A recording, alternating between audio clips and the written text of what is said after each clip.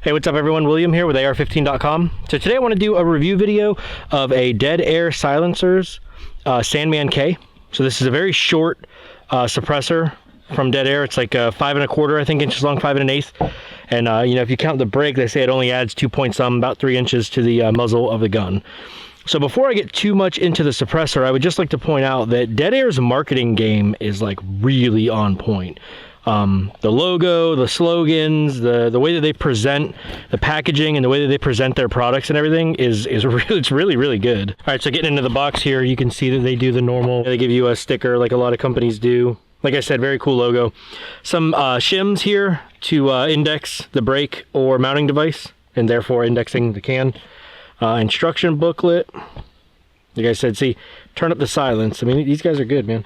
So then you can see in the actual package, there's the can, and then there is a 5/8 by 24 key mount brake. So this is a muzzle brake that is also the quick adapter mount for the Sandman series of cans. So there you can see the 5/8 threads. This is what comes with it. Now you can get a 1/2 by 28 adapter. You can get the 1/2 by 28 in a brake and a flash hider as well. 1/2 by 28 brakes are a little hard to find right now for some reason. So I got my hands on a 1/2 by 28 flash hider. So we're gonna mount it on that to do shots on the AR, or at least on the 5.56. Nice little sleeve, like little sack that the can comes in, and you can see already how short it is. And Dead Air ships their cans with this really cool looking like cigar sleeve kind of a thing around them. And I stuck it back on to show you guys. I already pulled it off, but so there you can see their logo and everything, silent as the grave. It's just very, the presentation is top notch. So getting into the can details a little bit more, 30 cal, okay. Like I said, you got the quick mount, key mount adapters or whatever. Look at the muzzle end of it. One of the cool things about these Sandman Dead Air cans, and I have to double check, but I believe this is true for all of the Dead Air cans, there's no barrel length restrictions on them. You see that on most cans. They'll say if it's 5.56, don't put it on less than a 10-inch barrel, or if it's 308, don't put it on less than a 16 or whatever. They basically say this is good up to 300 Win Mag. Have fun. I mean, that's pretty much it. So that's kind of nice because I have a couple of AR type pistols. I have a PLR 16 that has a 9.2-inch barrel, and I'm always like, oh man, everybody usually says 10, and I'm just under, so it makes it kind of annoying. It also has one of these ratcheting like tension system things on it, so you can see it's backed all the way off right now. But you turn that, so it's like a quarter turn thing. These lugs are not evenly spaced. So see, these 3 lugs are not equidistant apart, so it only goes on one way. They give you like a little indexing, like a timing mark right there. See the little timing mark? That's got like a little notch cut into it or whatever. So the idea is you mount the brake with the 3 holes up, like that, not down. So you mount the brake with the 3 holes up, and then you'll align your timing mark or indexing mark like that, and then this will go right in. See how that fits right in? You slide it on, turn it to lock it. You can see that you only have to go however many degrees that is. So the lug comes in here, and then it just rotates over a little bit, It's not even a quarter turn or whatever. And then it'll be kind of like loose, like it'll move back and forth a little bit, and you can just turn this to put some tension on it, and then it won't really move at all. Now, if you read the shim package, it tells you, shim 1, shim 2, shim 3, and it says like, the first one will give you about a 1/2 rotation. The second one will give you about 45 degrees of rotation, and then the third one is like a very little amount. So they give you 1 of the big ones, 8 of these middle ones, and then just 1 of the little ones like that, in case you have to like really dial it in. We can see that after we thread the muzzle brake onto this 300 blackout, the top holes right here, about 90 degrees off. See, they're sticking about over to the side instead of up like they should be. So we need about 90 degrees of rotation. Shim 2 is supposed to give us 45. So I'm gonna go ahead and back this off, put 2 of the shim 2 on, and then try it again. So we are very close to being vertical now, just a little bit off. I'm gonna put a wrench on this and see if I can tighten it that amount, and if not, I'm gonna have to get one of those really small shims. All right, so it turns out 1 of shim number 2 and 1 of that third one was just right for my threads. So now we have the key mount muzzle brake on there. We're gonna attach a Sandman K, and like I said, there's our witness mark or our timing mark there on top. So that should slide straight on and then turn. Like I said, not very far that it has to go. See, that's where it would come off. That's where it's locked in. Then you would essentially just take this, put a little bit of tension on there, and now that sucker is locked in.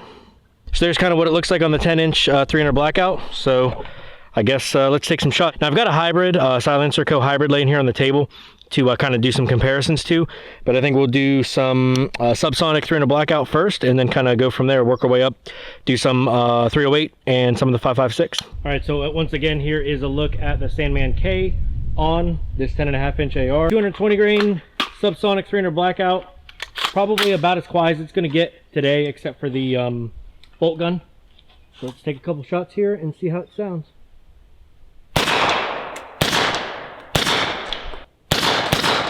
Didn't really notice any first round pop in person. I think the mic might auto adjust a little bit, so it may sound like there is, but they were all pretty consistent for me. It's pretty good. I mean, you could tell it's a little bit shorter of a can, but you know, ARs are just kind of loud sort of to begin with, so that's kind of the nature of the beast. But let's try some supers as well, and then we'll do the 5.56, I guess. All right, I only have a few of these supers left, so we'll run them through it and see what we see.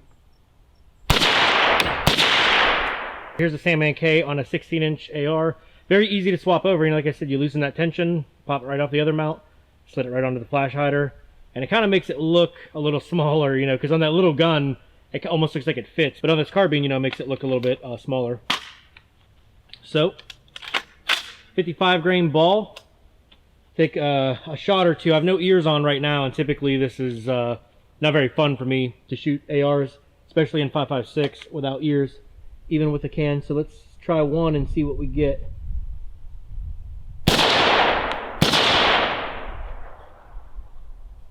That's pretty amazing, actually.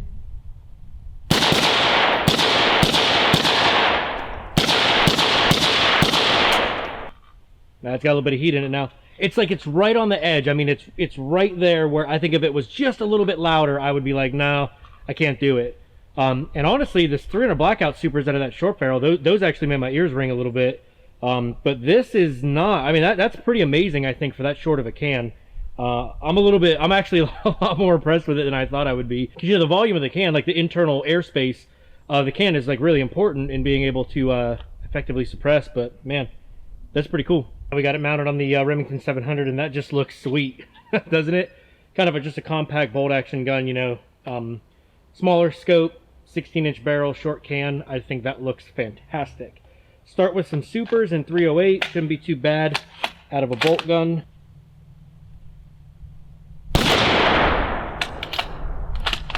Yeah, you could tell the shortness of the can is really coming into play on the 308.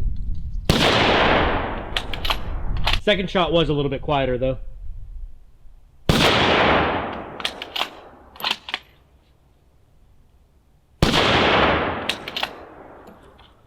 I'm still a fan. I mean, for taming 308 supers out of a 16-inch barrel, that's pretty good. And you probably still see a little bit of flash. At least I could through the scope see a little bit of muzzle flash.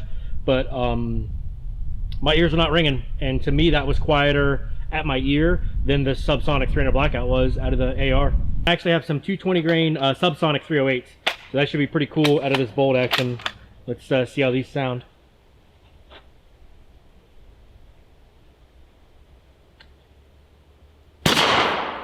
Wow, that's remarkable.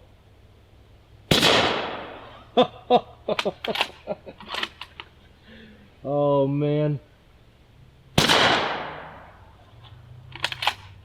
that's incredible. That's really incredible. So I think you can kind of tell from the look on my face that it's pretty impressive with the subsonic 308 out of a bolt gun. And like I said, bolt guns are just so much quieter than an AR. That's kind of why, you know, I get a lot of flack sometimes because I don't think that the 300 blackout in an AR is all that quiet, but it's true. I mean, in a bolt gun, it's astonishing the difference. And people that have shot 308 and 300 blackout subsonic out of a bolt gun can attest to that. It sounds more like the, you know, Hollywood 22 type of quiet. I have to say though that I am thoroughly impressed with the Sandman K. I didn't shoot the hybrid for you guys today because you're not going to hear the difference on a mic, but this is a much larger, probably a little bit heavier. That Sandman K is actually surprisingly heavy, but definitely a larger can in the hybrid. And you know, I've shot it on both of these guns other days and today as well. And to me, you would need a meter to tell the difference, which is saying a lot considering how short the Sandman K is. Link in the description to Dead Air's website. You guys can see all the details and facts and stuff about the Sandman and precise lengths and weights and all that stuff. If you have any other questions about what I did, the mounts, the attachment, anything like that, just go ahead and leave a comment on the video or on the thread. I want to say thanks for joining us here on ARFCOM, and this is William signing off.